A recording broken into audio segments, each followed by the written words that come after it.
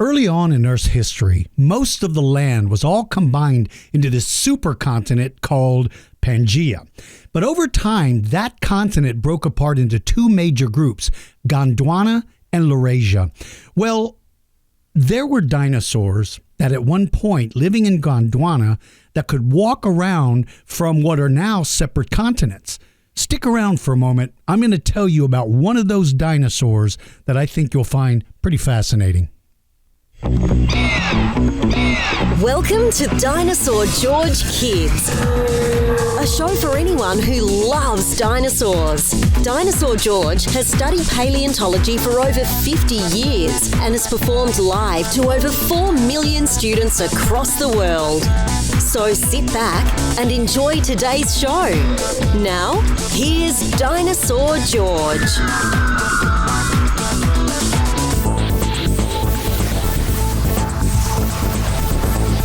Hey there, future paleontologists. I'm Dinosaur George. How's everybody doing?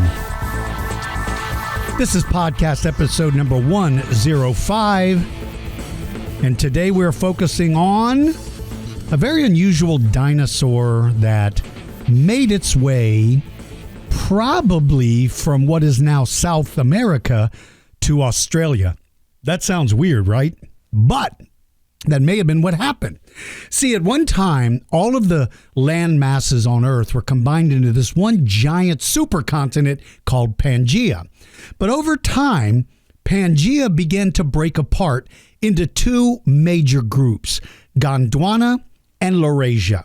North America and Asia and Europe were part of Laurasia, and Gondwana was made up of South America, Africa, Antarctica, and Australia, or what would become those continents.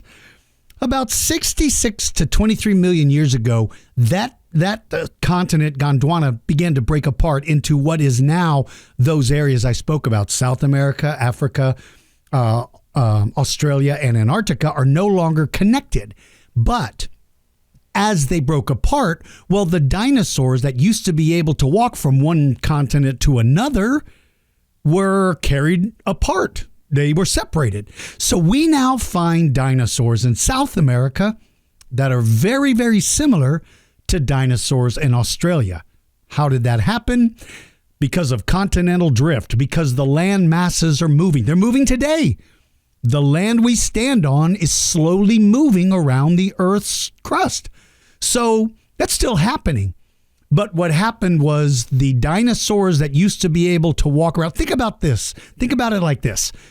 Let's say the land you live on suddenly split and began to separate from your neighbors. Well, dogs, cats, people, snakes, bugs, birds, they used to be able to travel back and forth, right? But as that split occurs and they move farther and farther apart, what we find are the same kind of plants and animals on both of them. Now, over time, because their environments are changing, those plants and animals will begin to look different. But they will still have relatives that at one time could walk from one to the other. So that is today's subject matter, is a dinosaur called Australovenator. I can never say that name. Australovenator. Very cool dinosaur. Well, let's do this first. Our podcast is heard now by over 100 million, over 1 million people all over the world.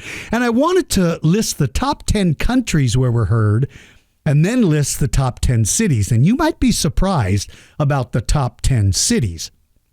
I was, but I see this all the time, so I still find it fascinating. So first of all, top 10 countries. Now, the thing about this is that if you live in a big populated country, you're more likely to have listeners than if you live in a small country. Let's say North America and Switzerland. Well, it would be very difficult if you lived in Switzerland to be listed as a top listening country because you don't have as many people as other countries do. So let me start off by telling you what the top 10 countries who listen to this podcast are. In spot number 10, it's South America. We talked about them just a minute ago. In spot number 9, it's Japan. Number 8, India. Number 7, Germany. Number 6, New Zealand. Number 5, Ireland. Number 4, Australia.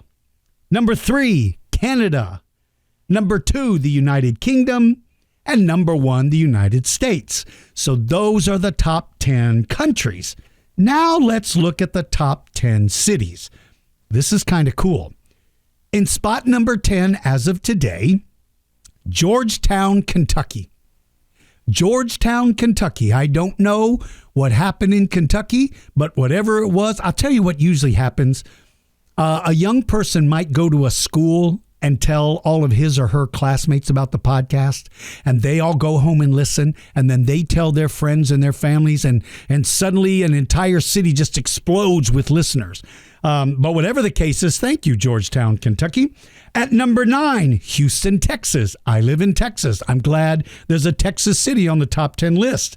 At number 8, Portland, Oregon. Portland, Oregon. At number 7, my hometown of San Antonio, Texas. So fortunately, 2 Texas cities made it on the top 10 list.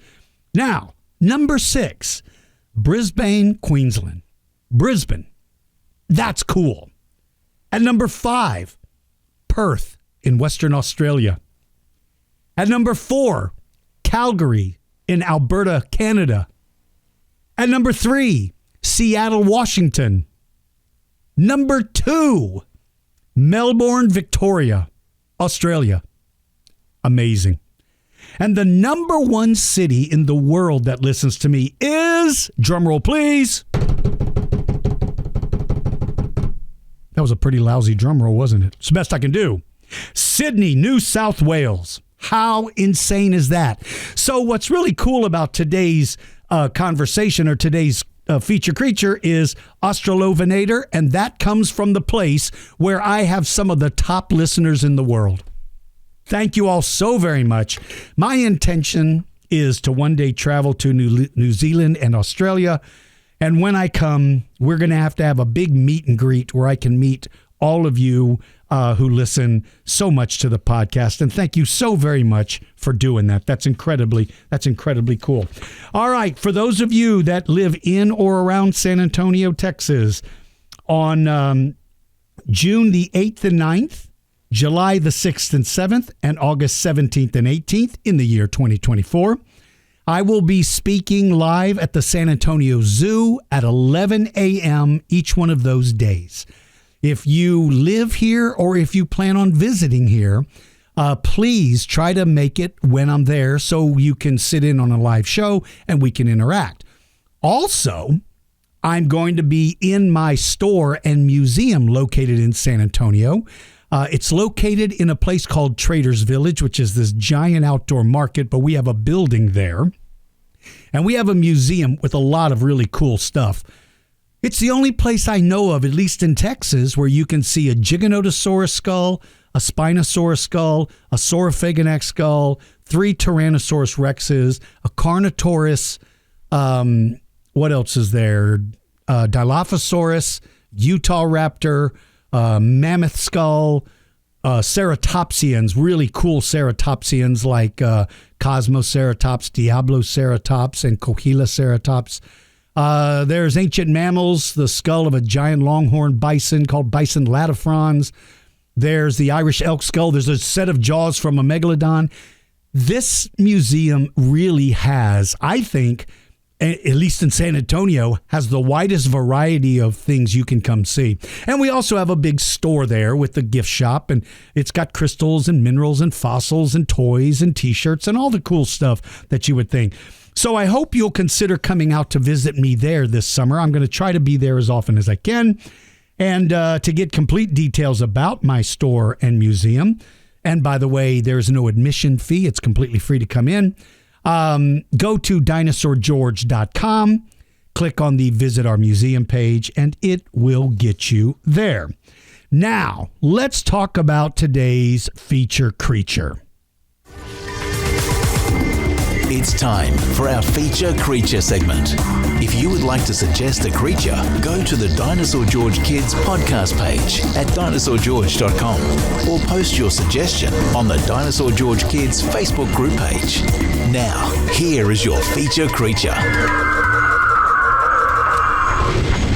So today's feature creature is Australovenator. Now, it's appropriate that we're doing on Australian Dinosaur, considering the list I just read you about New Zealand and Australia being some of my top listeners. This one was suggested by a Patreon Club member who suggested it on the Dinosaur George Kids Facebook group page. If you would like to post your pictures and comments and questions, become a member at the Dinosaur George Facebook group page. It is completely free, no fee whatsoever.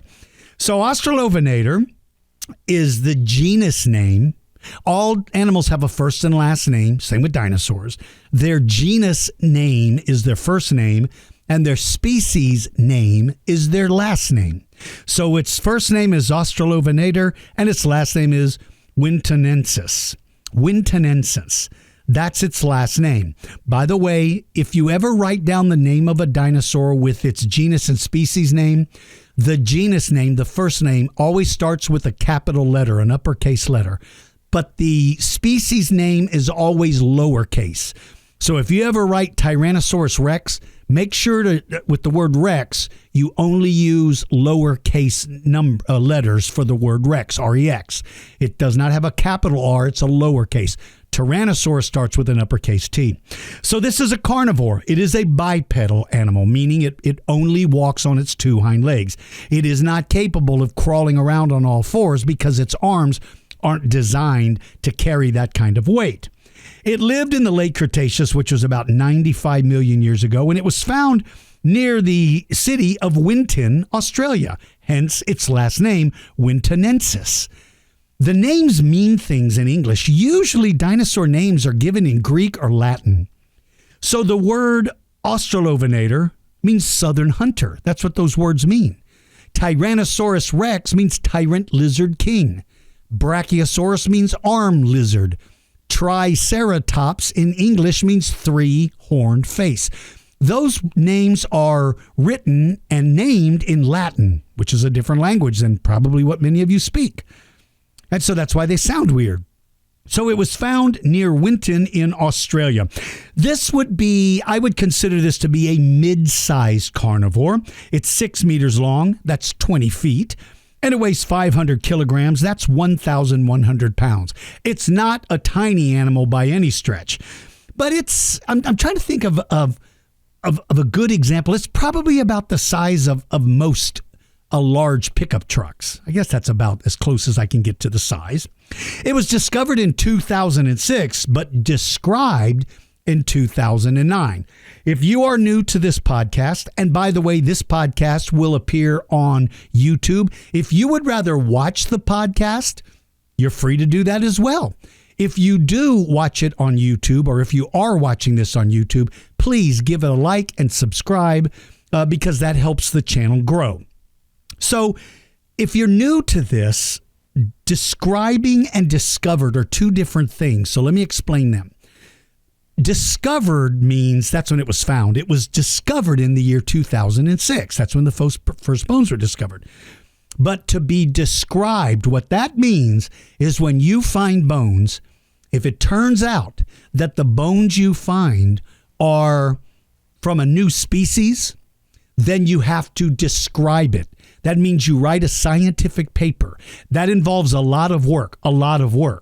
It usually involves multiple paleontologists working together to help figure out what this animal is. You have to describe what it is based on the bones you find, and you don't always find a lot of bones. So you have to write a scientific paper. First, you have to say what you think it is. Then you have to find other animals that are similar to it so that you are able to classify it into a family group or maybe create a new family group. You have to do all this work. It's a lot of work. And then you take all of your work and you show it to a group of peers for what is called peer review. A peer is someone you work with, someone who has the same level of knowledge that you do. So, for instance, if a dentist wrote a paper on some new process, that dentist would go to other dentists to say, here's my work, Here's my evidence. What do you think about it? And if you find that they agree with you, they don't all have to agree with you, but if they agree with you, then you are given the ability to give the animal a name, a legitimate name. So it was discovered in 2006, but it wasn't until several years later that it was scientifically described. Now, I just told you they give them a scientific name, but I'll tell you something else that happens. It is very common to give dinosaurs nicknames. Now, these nicknames are not scientific names, but they're nicknames. No different than if you got a nickname. So, for instance, I'll bet you a lot of you recognize the T-Rex name Sue. Well, Sue isn't its real name. Its scientific name is Tyrannosaurus Rex. Sue is its nickname. Big Owl gave that name to an Allosaurus. Sandy gave that name to a Pachycephalosaurus. This dinosaur's nickname is Banjo. That's a cool name, Banjo. I don't know how it got the nickname Banjo, but however it got it, I like it. I think that's a cool nickname.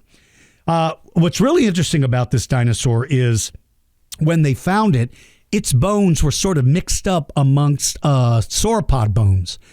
Now, from that, you might think, it was attacking a sauropod. That's not necessarily true.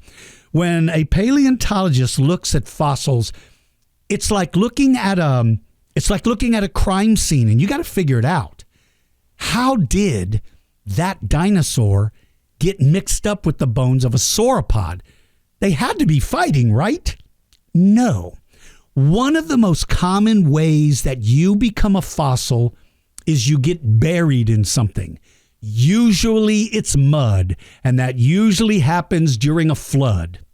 Now, it can happen with sand blowing. It can happen with volcanic ash. There's different ways that it can happen. You could get stuck in tar. You could sink in quicksand. There's a variety of ways. But when the most common way is to be buried in mud during flooding. And what flooding generally means is that the waters are moving pretty quickly. So let's say that there's a sauropod laying in one spot and this Australovenator in another spot. But the water from the flooding river washes over both of them. Well, they begin to tumble, right? They begin to tumble downstream. And sometimes that can break apart their bones. That can break apart their skeletons. And then let's say there's a curve in that river. Well, in the curve, everything that tumbles down sometimes kind of makes like a log jam and gets stuck. And so all these bones can be mixed together. And it doesn't mean they were living together. They didn't even die together. It's just that that the motion of the water, the turbidity, the movement of the water can break apart their bones, and they can be deposited, left at the bend of a river, and that can be very confusing. So we can't say for certain. Now, I will say this. There are some discoveries, like there was the discovery of is it Gorgosaurus and a Triceratops or a Pachyrhinosaurus, whatever the dueling dinosaurs are. Those two dinosaurs were locked in combat because their skeletons weren't broken apart. They were there together. Then there's the famous Velociraptor and Protoceratops, who appeared to have been in combat at the base of probably a sand dune, and it shifted and buried them alive and trapped them at that very moment in time. There's a famous discovery of Deinonychus, a group of Deinonychus around a plant eater named, was it Iguanodon? Was it an Iguanodon? I think it was an Iguanodontid. I think it was an Iguanodon. But anyway, they were found in association, and the evidence suggested they had actually been in a fight, and some of them were killed. So anyway, it's interesting that its bones were jumbled up and mixed up, but it doesn't necessarily mean that it was there fighting. Now, not a lot was found. They didn't find a lot of bones.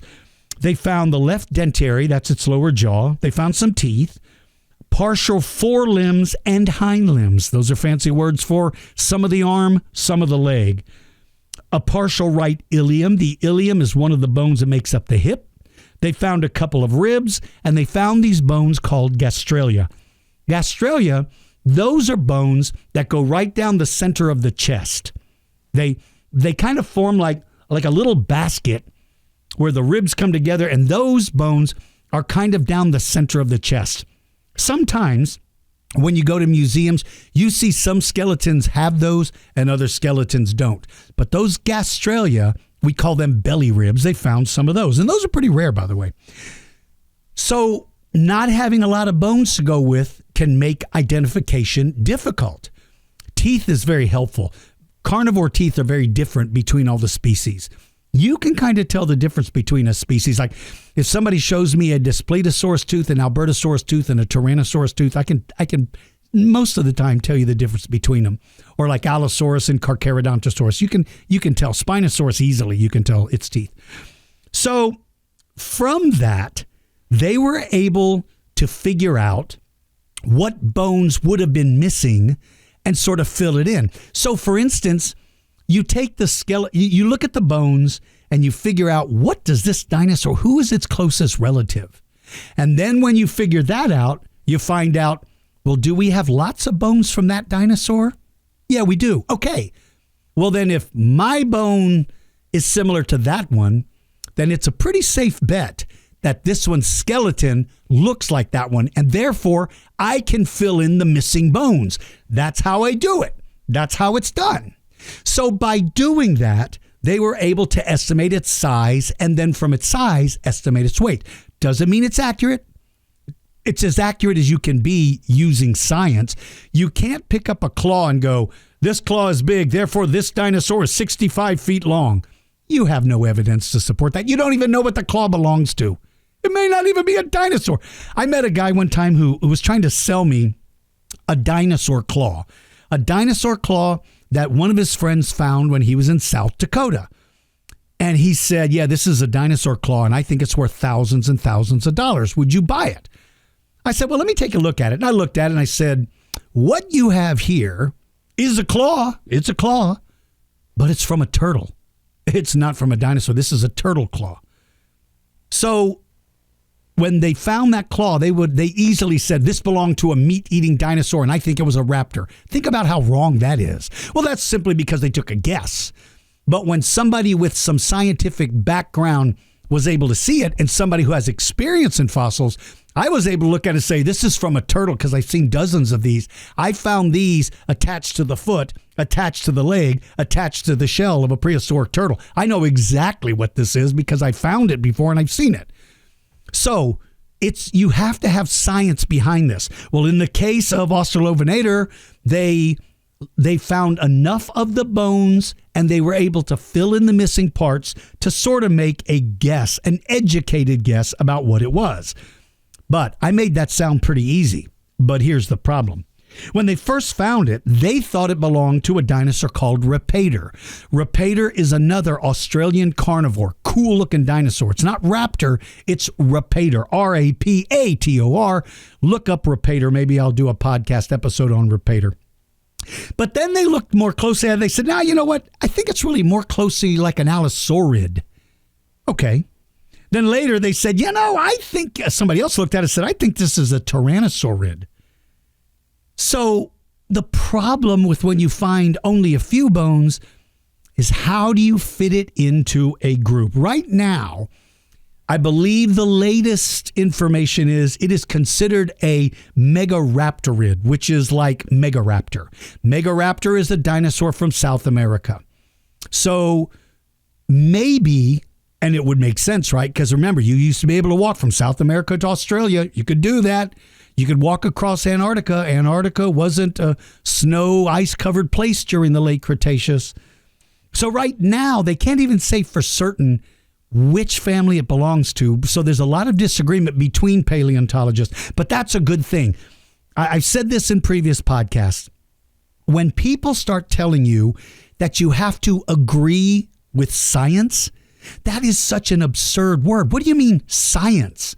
Science isn't the answer to every single question asked. You can't say that, like with gravity, that's scientifically proven. You cannot disagree that gravity exists.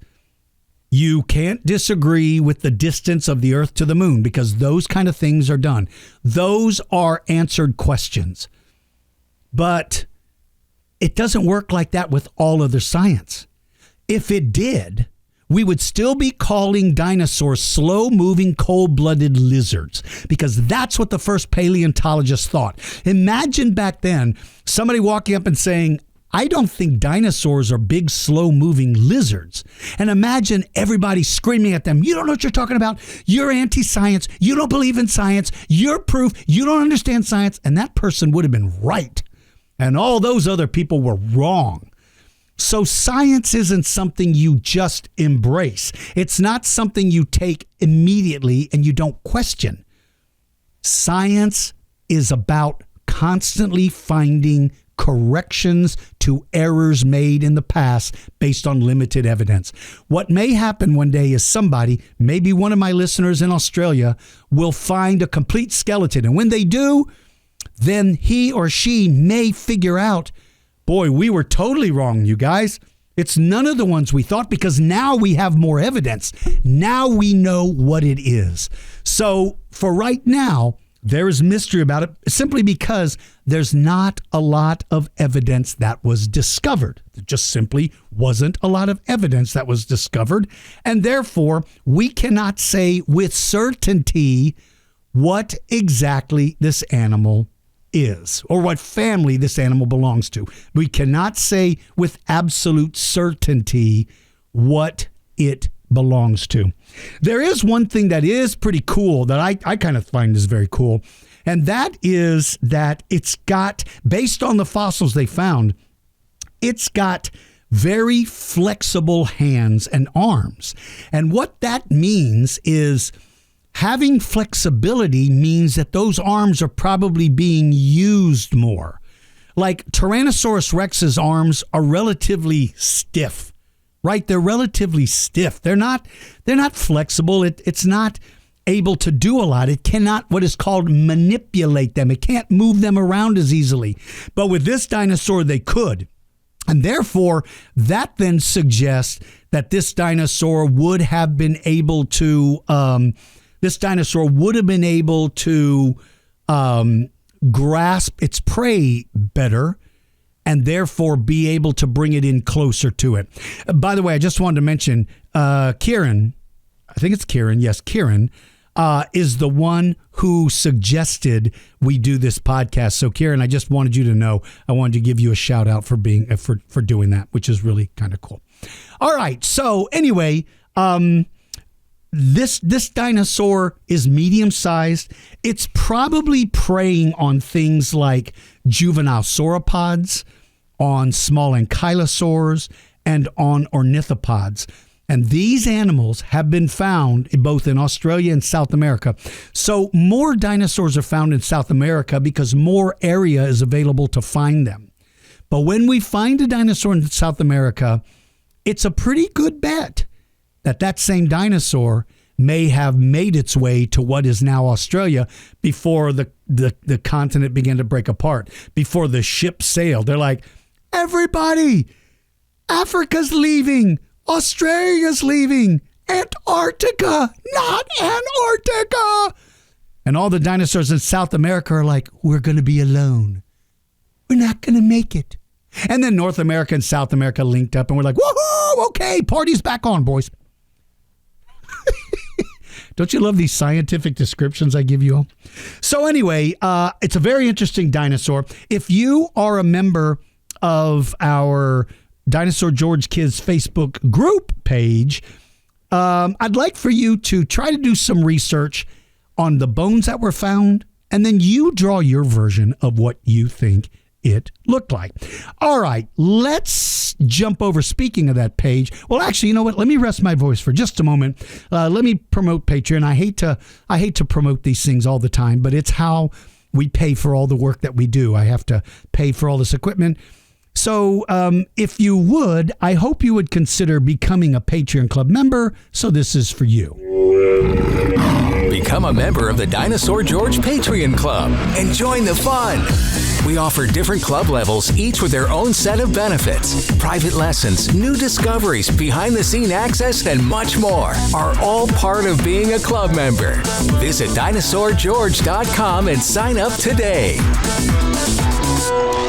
All right, so I want to jump over real quick over to the Dinosaur George Kids Facebook group page, and I just want to go down and make a couple of notations of people who have posted things. This is one from Ezekiel and Rowan who posted.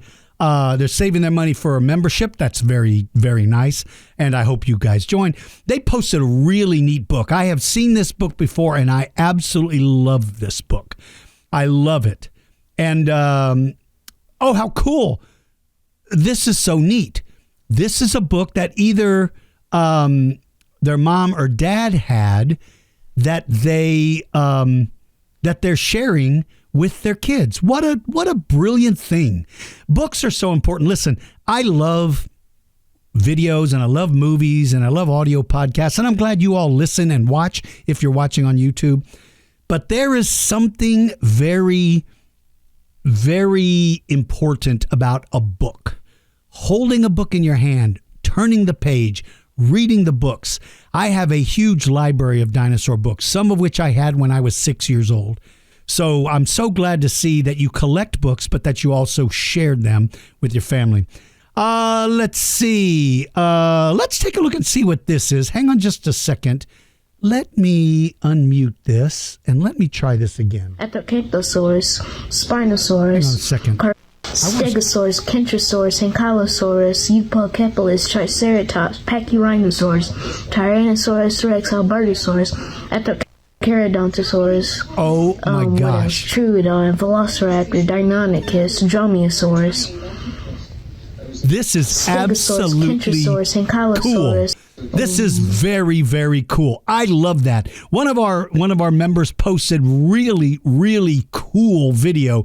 That's a lot of dinosaur names. That is a huge number of dinosaur names. That is so cool. All right, let's see. This is a picture from Aeon, who's a new member of the group. Glad to have you with us. He's got a terror bird playing a guitar standing next to me. I love this, man. You guys are so funny. What I love to do is I love to give these silly projects. Like I did one where I said I wanted somebody to show a picture of an Allosaurus playing a piano, and one of our members put an Allosaurus on a piano. That's so cool. Hey, now this is really kind of cool. Mosasaurus, who's 6 or 8 years old, drew a Kellenkin versus a Smilodon. And after he looked it up, he concluded that Kellenkin could beat a Smilodon. I agree. I agree with you. That's good. I like that. That's very, very cool. Let's see. Macroraptor has a picture of a Quetzalcoatlus eating me. Again, kid, what is with me always being eaten? Lucasaurus Rex, who's 10 years old from Cary, North Carolina, did a really, really amazing drawing of an oviraptor. This is really, really nice. That's really, really good. I like that a lot. That's very, very impressive. Very, very impressive. Let's see. Macroraptor just wanted to show you his good luck zebra rock dating back to the upper Proterozoic age. That is a beautiful stone. I don't think I've ever seen that before. That's Precambrian. This is before some of the first life was on Earth. That's really, really, really cool. Let's see. Ezekiel is saving to become a miner. Okay. He is eating like a dinosaur. Oh my. All right, who are you? Cha-Cha Raptor. Oh my gosh, he's reenacting Cha-Cha Raptor, and he's eating his food like a raptor. Ezekiel, that is brilliant. I love that. That's absolutely brilliant. That's really, really good. Let's see. Rashsaurus had his kindergarten graduation, and they asked him what he wanted to be when he grew up, and he wants to be, what is this answer? Let's play this. RJ Payne. RJ wants to discover new, extinct, never before discovered dinosaur remains, so he's going to be a paleontologist. Very nice. Glad to have you with us. Maybe you can come to work for us. That's really, really neat. All right, let's see. Ashley Raptor's birthday. Now, this was back on May 16th. Has had... Oh, look at that. Look at that. She was able to open one of her gifts. She got a ton of dinosaur-related stuff. This is so neat. Ashley Raptor is, it's so funny because this dinosaur was found where Ashley Raptor and her mom live. That's just absolutely brilliant. I love that. That's really, really cool. Okay, let's see. What else do I got here? Oh, Rowan, who's 5 years old, and his brother Ezekiel, printed out a Therizinosaurus page. They colored it, and then they added real feathers to the picture. This is really, really well done. That's really, really well done. I like that a lot. That's very cool. Okay, so anyway, I wanted to just jump over there and do that. Now, let's do a couple of Who Would Wins. Who would win? What if two different prehistoric creatures fought? Who would win? T-Rex versus a giant wolf? Raptor versus terror bird? Spinosaurus versus Triceratops? You choose the animals, and Dinosaur George will size them up and pick a winner. Now, get ready. It's time to find out who would win.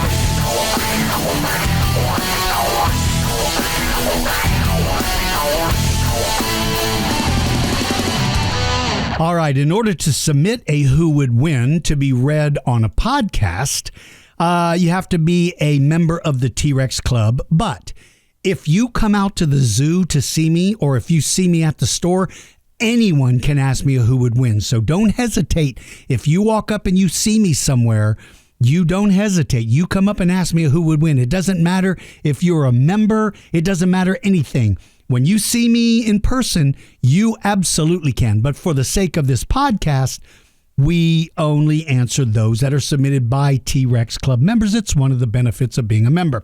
So let's start with Richard Saurus Rex, who asked, who would win, Scipionyx versus Compsognathus? Now, Scipionyx is a small predator, just like Compies. These are two little dudes. Now, I believe Compies had the size advantage against Scipionyx. Some people pronounce it Scipionyx, but it was named after a Roman emperor, I think called Scipio. So Scipionyx, I think, is the correct pronunciation. One other thing I want to say about when you're pronouncing the name of dinosaurs, if you pronounce it differently than me, it doesn't mean you're wrong, and it doesn't mean I'm right, or vice versa. It simply means that when you are translating a word from one language to another, there may be variations of how we pronounce it. For instance, is it Diplodocus, Diplodocus, or Diplodocus? The answer is yes. Is it Deinonychus or Deinonychus? The answer is yes. Is it, who else? Scipionyx or Scipionyx? The answer is yes. So there are different ways to pronounce words. One of the ones that I always get stuck on is the Caribbean, because some people say Caribbean, some say Caribbean, and both are right. So anyway, getting back to your question, Richard Saurus Rex, I personally believe that Compy has the size advantage, and therefore I would give this to Compsognathus. It would be like watching two wild cats fight. It would be a fast fight because they're both very, very quick. There would be a lot of screaming, slashing, biting, and clawing, but I think Compsognathus is going to come out on top in this particular one. All right, Javisaurus Rex would like to submit Godzilla versus Dinosaur George, and your only weapon is 1,000 newspapers. Okay, can someone explain to me, first of all, what good are newspapers against Godzilla? Like, Godzilla's coming in. He gets ready to hit me with his atomic breath. And I hold up the paper and he goes, hey, wait a minute. There's a sale on men's shoes. Let me see that paper. And then he starts reading the paper and I run away. That's the only way it's going to work. But who carries Godzilla-size shoes? Come on down to Joe's House of Shoes. We have every size from newborn baby to Godzilla. And Godzilla's like, huh? You mean I can finally wear shoes? I've spent my whole life without shoes. My parents never gave me shoes, and now I've found a place. What on earth are we even talking about? Would someone stop me when I go off on these insane rants? All right, so anyway, Javisaurus Rex, you know what's going to happen to me. Its atomic breath is going to wipe me out and the papers aren't going to do any good. But thanks for giving me some weapons. All right, Marchiopteryx would like to know Carnotaurus versus T-Rex versus Ceratosaurus. Ooh. All right, T-Rex has got to be in a class of its own. It's simply too gigantic. But Carnotaurus and Ceratosaurus would make for a pretty cool fight. Ceratosaurus having some of the longest teeth of any predator based on its body size. Ceratosaurus having 4 clawed fingers instead of 3, 2, or none. Carnotaurus having arms that are so tiny they can't be used, but Carnotaurus has body armor and has those big, thick bones on its skull for ramming. Ceratosaurus doesn't really use those things on its head. Certainly that blade on its nose. They're not strong enough to be used as weapons. I don't believe so. But I think Carnotaurus's horns are capable of being a weapon. I'm going to give the first round to Carnotaurus. Even though it suggests that Ceratosaurus got bigger than we think, I still would give it to Carnotaurus because it's got that ramming head. And knocking Ceratosaurus on the ground changes everything because it's going to take a while for a theropod to stand back up again. They don't just jump up like you see in the movies. I would give it to Carnotaurus. Man, that's a tough call, though. Ceratosaurus has some massively long teeth based on the skull. I'm still going to go with Carnotaurus. And that then leaves us with T-Rex, who's been waiting in the corner, anxiously waiting for the bell to ring so he can come out of its corner in this Who Would Win. Ladies and gentlemen, in this corner, Tyrannosaurus Rex, one of the most powerful dinosaurs that ever lived. And in that corner, no one, because the Carnotaurus has run out of the ring and is screaming, running out of the building. How's that for a visual? Tyrannosaurus Rex takes this particular fight, but that's a very good one. All right, Cha-Cha-Cha Riot, Raptor Wyatt. Cha-Cha-Cha Raptor Wyatt said, who would win? Dinosaur George without stink bombs versus Indominus Rex and Indoraptor. Seriously, kid? All right, listen. Let me explain stink bombs if you're a new viewer or listener. I have so much power under my arm that if I raise my arm, that stink comes flying out like a bomb and can destroy pretty much anything. Now, that does not mean I'm El Stinko, because El Stinko is a superhero whose identity is unknown. No one knows the identity of El Stinko. No one. Smarter than Batman, faster than the Flash, greener than the Hulk. Greener than the Hulk? No one knows the identity. So you are going to put me in with an Indominus Rex and an Indoraptor, like they needed the second one, right? If you take away my only weapons, then you know good and well what happens. That's terrible. All right, my buddy Zach, who happens to be one of my assistants on the Patreon Club. If you join Patreon Club and you join us for one of our monthly lessons, you'll see Zach. He goes by Steel City Tiger. Okay, he said, okay, big bro, I'll give you a good modern one. A silverback gorilla versus a saltwater crocodile on land. Wow. Listen, for Who Would Wins, they can be anything. This one is very, very interesting.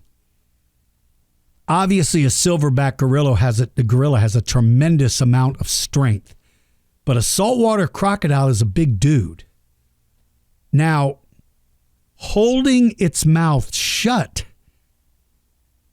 is relatively easy, but if that thing grabs a gorilla, its first reaction is to do the death roll, to begin to roll. And if it rolls, it could really disorient the gorilla to where it couldn't fight back. But I think the sheer brute strength, especially since the fight is on land, since you put the fight on land, Zach, I'm going to go with the gorilla. I'd be interesting, though, to know what your opinion is, but I like that one a lot. That's an interesting one. Okay, Tyrannosaurus Rex, Taor, Tyrannosaurus Rex, Tyrannosaurus Rex, Apatosaurus versus Brachiosaurus. Wow, two sauropods going at it, Apatosaurus and Brachiosaurus. Brachiosaurus has the height advantage, has the weight advantage, but Apatosaurus has the one equalizing weapon, and that is its whip-like tail. I think that tail is a very, very effective weapon, and I think it could be wielded to cause some damage. Could it flip it high enough to hit the face of Brachiosaurus, though? You know what? Let me rethink this. It could certainly hit the body, but would it cause any major issue? Okay, I'm going to change my mind. I'm now going to go with Brachiosaurus because I think the tail could cause some damage, but it couldn't hit a vital organ. It's not going to split the skin open, I don't believe. So one step from the foot of a Brachiosaurus is going to completely wipe out Apatosaurus. I'm going to give this fight to Apatosaurus, but I like this one. That's a very good one. All right. Divic Spinax says Carcharodontosaurus versus Mitriacanthosaurus. Wow. Don't hear much about Mitriacanthosaurus. I need to do a podcast on that dinosaur. Well, Carcharodontosaurus is the largest carnivore of its realm, so it's big. It's up there with Maposaurus and Tyrannosaurus Rex. It's a big, big dude. So I know it's got an advantage over Mitriacanthosaurus. Mitriacanthosaurus probably has the advantage of speed and maybe could wear down Carcharodontosaurus. And wearing down your opponent is a very effective way to fight. You don't stand there and let him bite you and then you bite him back, like take turns. No, you want to wear the big boy out. You want to wear that big dinosaur out to where it can't fight back. It can't move as quickly. And that might give Mitriacanthosaurus an advantage. But Carcharodontosaurus is so much larger, if my memory of the size of Mitriacanthosaurus is correct. See, I'm thinking Mitriacanthosaurus is 23 to 26 feet long. If I'm wrong, then that would mess up my guess of who would win. But I'm going to go with Carcharodontosaurus because I think it's clearly a bigger dinosaur. I think it could cause a little more damage. All right, this is Elois Parasaurolophus. I think it's Elois, right? E-L-O-I-S-E, Elois? Elois? I think it's Elois. Parasaurolophus, love that last name. This is an interesting one. Dinochirus versus Tyrannosaurus Rex. That's a pretty interesting one. That's an interesting one because Tyrannosaurus Rex has all that massive power, but Dinochirus has those big arms, and they've got big claws, big, thick claws that could do some harm. I've got a set of Dinochirus arms in my museum in San Antonio. So if you want to see how big the arms are, I've got the arms of Dinochirus in there. Those claws are not thin and blade-like. These claws could do some heavy damage. Like a hit with those claws could be like being punched or hit with a baseball bat. They could do some damage. I think Dinochirus has a couple of advantages, but the downfall to Dinochirus is it's got kind of a short, sort of a fat little round tummy area, and that suggests it's not very fast at all. Those arms would be good, but I think Tyrannosaurus could flank the opponent. That means come around behind it before it has time to do something. I would give this one to T-Rex, but that's a very interesting call. I like that one. All right, let's see. Deinonychus wants to know who would win between Pachyrhinosaurus versus Pachycephalosaurus. Hey, two Pachys. Two Pachys is cool. Pachyrhinosaurus, considerably larger, considerably heavier. Pachycephalosaurus, way faster. Both of them having armor. I'm going to say something that might surprise all of you. I'm going to say that Pachycephalosaurus would win this fight. Let me tell you why. Pachyrhinosaurus cannot pivot quickly, cannot move its body super fast, whereas Pachycephalosaurus can run circles around it. Well, if Pachycephalosaurus keeps coming in from the side and ramming that head into the ribs of Pachyrhinosaurus, it's going to start breaking ribs, and that is incredibly painful regardless of what kind of animal you are.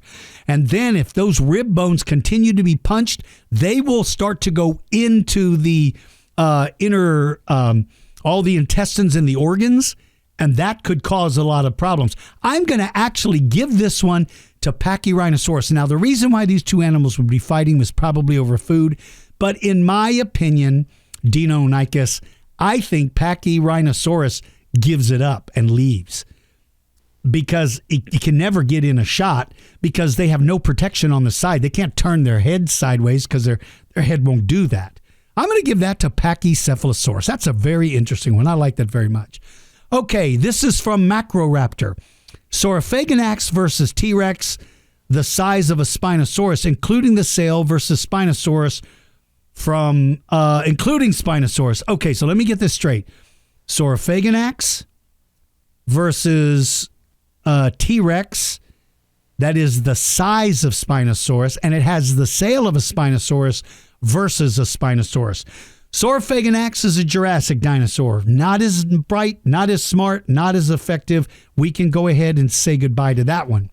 Now, that brings us to Spinosaurus and Tyrannosaurus Rex.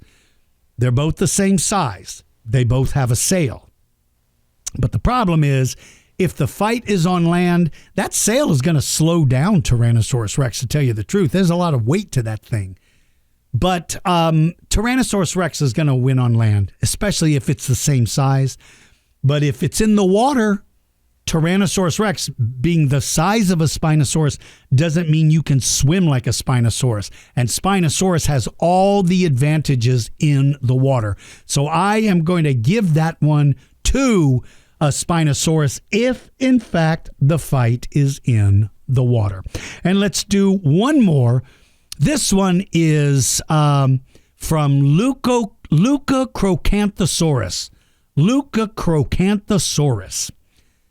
T-Rex versus Giganotosaurus versus Godzilla versus Spinosaurus versus Allosaurus versus Torvosaurus versus Mechagodzilla versus Saurophaganax versus Rodan versus Carnotaurus.